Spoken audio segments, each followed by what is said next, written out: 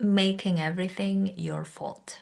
This is a topic that I want to dive into a bit and also share how I have stopped blaming myself and making myself wrong for whatever the thing that's going on in my life or at workplace. I just got off a coaching call with an amazing client exactly about this topic of many organizations, many humanitarians now taking over more work than ever before because of the funding crisis. And somehow the expectation is that we all need to be able to handle all of that workload while forgetting everything else in our lives and not say anything, not to make a problem about it, because then there is a risk of losing our job.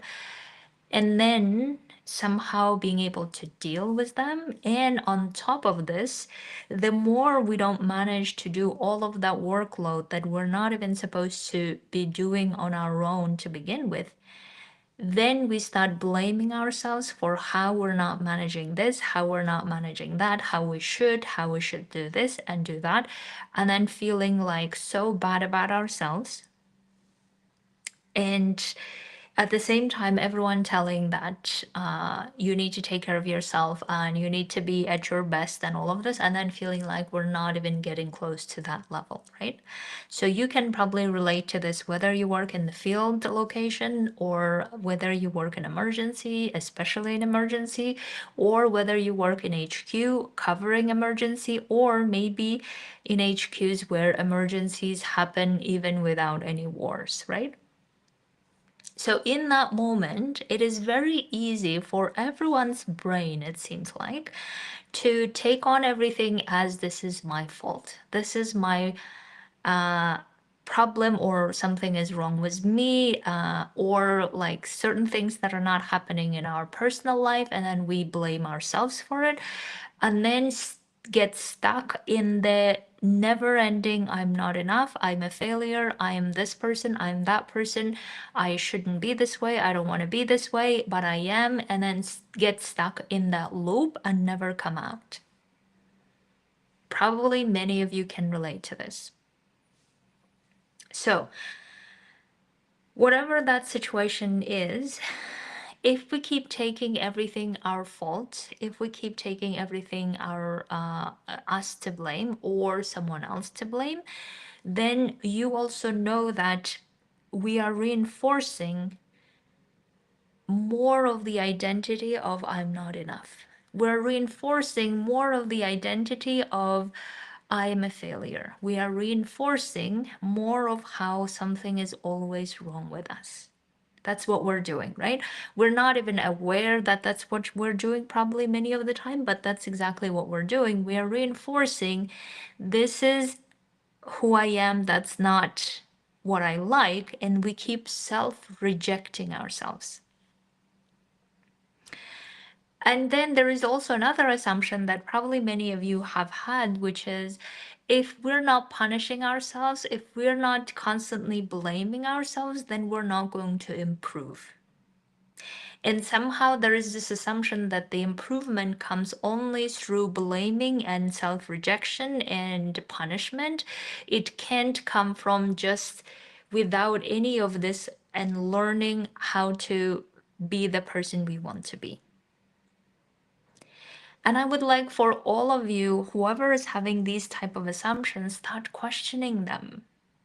Like, I understand how much of this I'm not enough, I'm not good enough, I'm not this enough, I'm a failure, all of this, how much of this is literally every day poisoning you? And the reason why I know, obviously, is because I have done it for 35 years of my life. And you are probably doing it even more than me.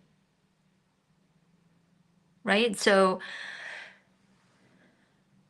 understanding that the more we self-punish, the more we get stuck in the situation, in the environment, in the life that we don't want to be. And B, there is a vast growth available to all of us if we don't even bring blame and fault into the equation. And how do we know that? Is because we do a lot of learning, a lot of different other skills learning through no punishment at all. Like, think about learning a language, right? I have learned all the different languages, 8 languages up to now. And in all of those 8 languages, no one, whoever taught me or whatever the process I went through, in no of those processes I punished myself or I was punished for it. I learned it without ever needing the punishment and fault at all. And I have been able to achieve the fluency and advanced level without bringing any fault and punishment into the equation.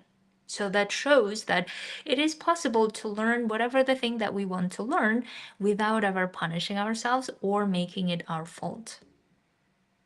So I was asking her, my client today, before this call, I was asking her, can we learn to do whatever the thing that we want to do, be the person we want to be without ever making it your fault, without making you wrong about it? Can we do that?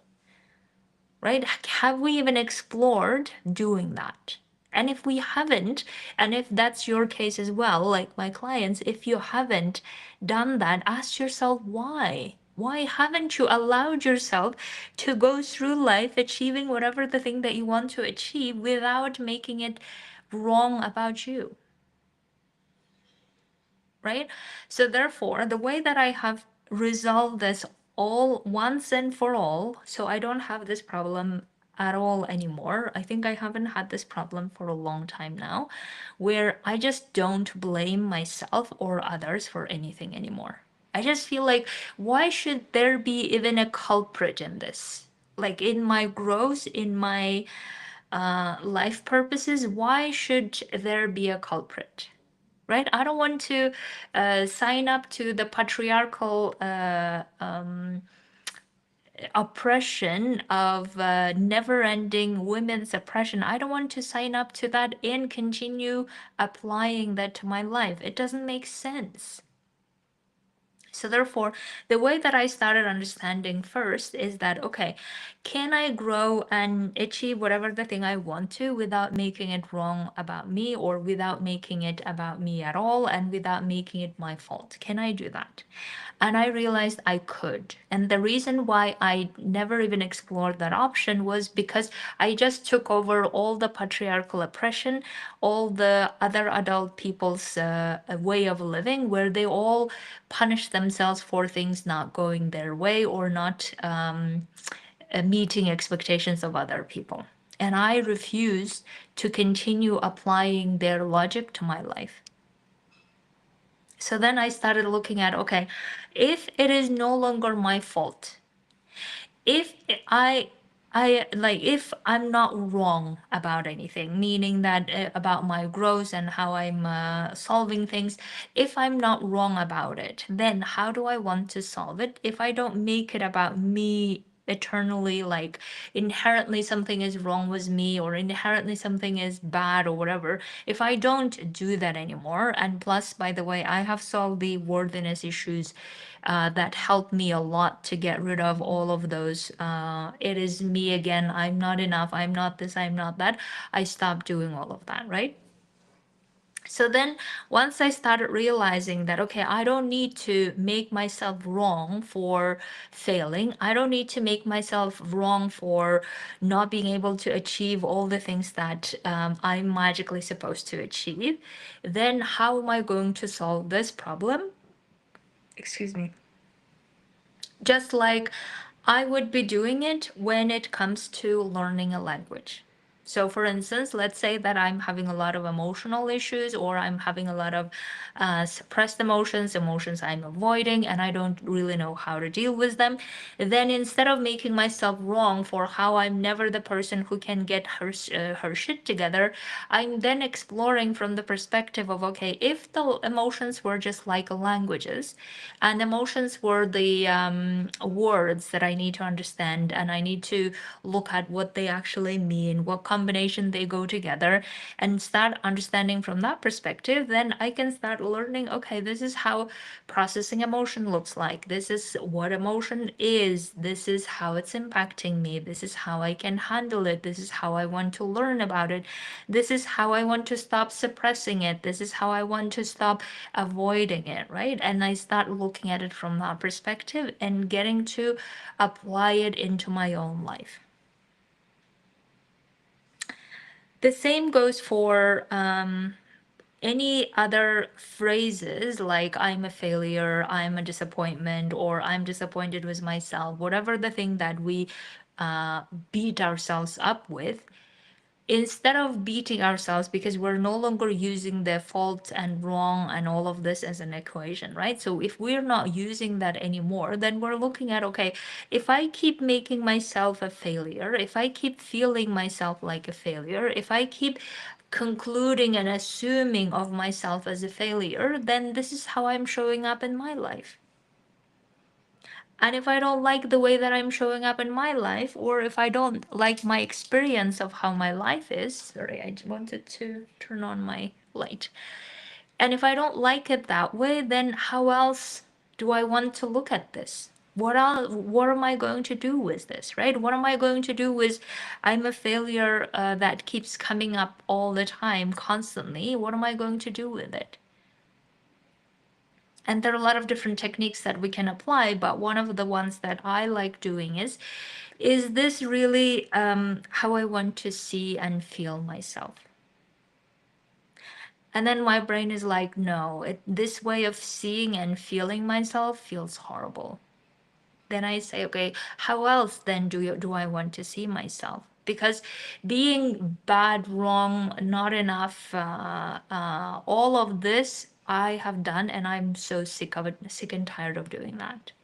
Sick and tired of doing that to myself. I no longer want to do that, right? So therefore, if I'm no longer doing that, then how else do I want to see and feel myself that I want to operate from? And then I start changing to, I no longer am available to being a failure. I am no longer a failure at all. I don't see myself or feel myself a failure anymore. No matter what my brain says, that's not how I'm associating myself with. This is not who I am anymore. That type of self-butchery is over. Right? So then when I no longer associate myself, feel myself, see myself as a failure anymore, then how else do I want to see and feel myself? And my favorite way of feeling and seeing is I feel the most powerful human being on earth who can do whatever she wants in life and goes for it. And that's who I want to see myself and feel myself. I want to feel myself being the most trusted in herself and in others person. Okay, how does that feel? And I start exploring that. Right? Then I start also looking at, okay, if I see this way of seeing and feeling about myself, concluding about myself is not serving me, then I start changing how I want to see and feel myself, right? And then I start looking at the differences between the two. Because I also don't want to be the person who's constantly working on herself and in progress and all of this. You probably heard me say this before, right? I don't want to be constantly in progress on one topic. No. I want to keep working on things and growing, and that's a beautiful thing. But I don't want to be like on one thing, always like, oh, I'm always in progress. No. This is the one that I have resolved, and then I move on to something else.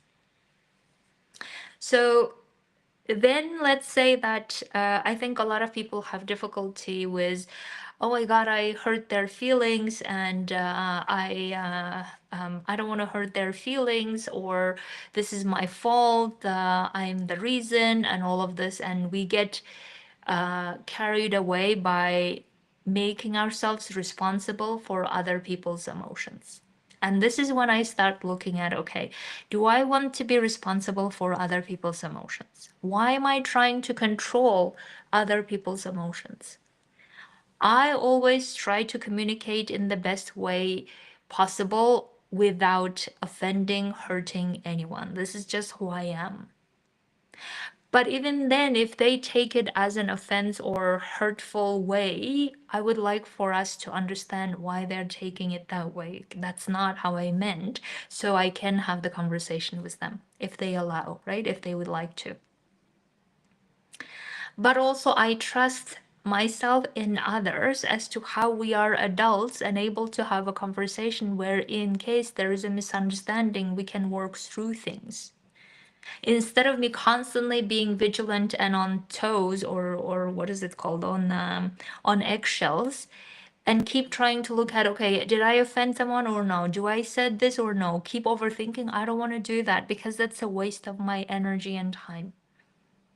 So that's why I don't want to be making myself responsible and making myself wrong for other people's emotional state, other people's behaviors, because their behaviors and emotions come from their own thinking process, from their own identity, from their own personality, because I treat them as autonomous human beings, just like I treat myself an autonomous human being. So therefore, what is it that we keep constantly making ourselves our fault? What that is really doing is it's making us constantly constrain, constantly suppress our feelings, constantly not allow us to actually experience our lives in a different way. Right? It's this concept of punishing and making ourselves wrong the whole time is the reason why we're not happy in our own lives. And I think it's time for all of us to see that for what it is. And most importantly, for us all to see, why do we keep doing that to ourselves? Especially knowing that this is not doing good, especially knowing that we're killing our own confidence, especially knowing that we are already making the most difficult situation even more complicated.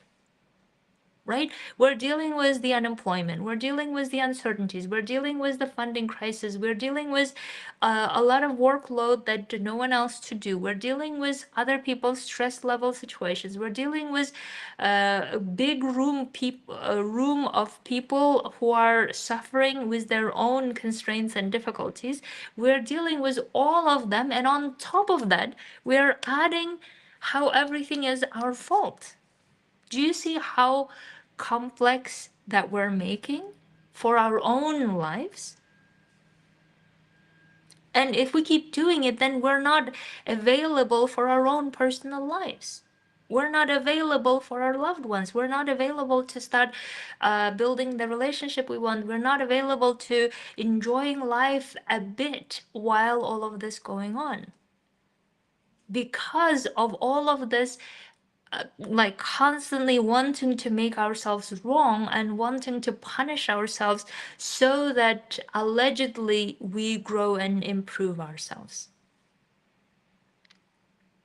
which is the biggest nonsense that we know existed in humanity. But now, thankfully, we caught it, we understood it, and we're deciding not to do this anymore. So that's why, if that's your situation and you are someone who takes over everyone else's problems as your fault, who takes over whatever that you believe, you shouldn't be that type of person and make yourself wrong the whole time, and you are someone who constantly feels like you need to be fixing yourself, let's decide now with this call that you are no longer improving and growing by punishing yourself. You are no longer improving and growing by making yourself wrong anymore. You are no longer doing that to yourself. Like, make a firm decision with yourself. Make a firm decision of how you treat yourself is no longer making yourself wrong.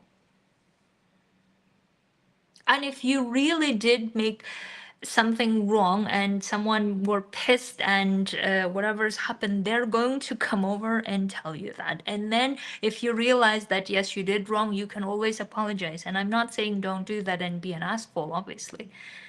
But most of the people that I have coached are never like that. They're not going around hurting other people and being asshole to other people and all of those things. They don't even, like, it doesn't even occur in their minds. But they are such an asshole to themselves, right? And that's the treatment we need to stop doing to ourselves. That's really my rant today, with all my love, is that let's not harm ourselves knowingly.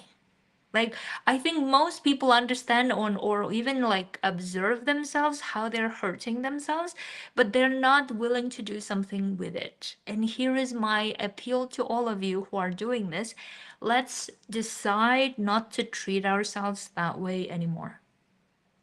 Because growth and improvement, whatever expectation that we have of ourselves, that can happen without making anyone or yourself at fault, without blaming yourself, without punishing yourself.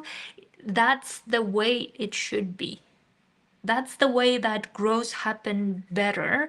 Because if we keep constantly punishing ourselves and making ourselves wrong, we are not feeling safe to be even growing to begin with. That's the irony. The growth happens, improvement happens when people feel safe to be doing it. When people feel safe to be growing and improving and making mistakes and improving and learning from that. And if we want that type of space, if we're trying to create safe spaces for other people, we need to learn to do that within ourselves. Create the safe space within yourself by not punishing yourself, by not making yourself wrong, by not making it your fault. Don't do that to yourself. Like, that should be the number one, I don't know, treatment rule for yourself. And then from that place, start understanding, okay, if you keep punishing yourself, this is the result you're getting. And the result is not only you're not improving, the result is you're stuck in the situation, in the place that you don't want to. And most importantly, you are decreasing your own confidence level. You're literally decreasing your own confidence level and saying that I'm not that confident because I am wrong all the time, because this is my fault and this is this, and you keep oppressing yourself. And the worst part is you keep oppressing with the tools of patriarchy and other society's principles that as humanitarians we frown upon. Right? The whole point of us going into the humanitarian work is we wanted people to live in dignity and have human rights. Right? And if we keep treating ourselves this way, then how can we even advocate for all of those people? So this is my rant, and my invitation is this: is whatever the situation you find yourself in, try to understand, if you didn't punish yourself, if you didn't make yourself wrong, if you didn't make it your fault, how are you going to solve this? Or how are you going to grow from it? How are you going to learn from it? And how are you going to do the things that you want to without involving the fault at all? And if you have difficulty doing it, then it might be that it's a habitual what is it, a habitual pattern that needs to be resolved. Meaning that you just habitually continue doing it even though you see that it's harming you, right? That's what habit is. Habit is when we keep doing things even though we know that's not good for us.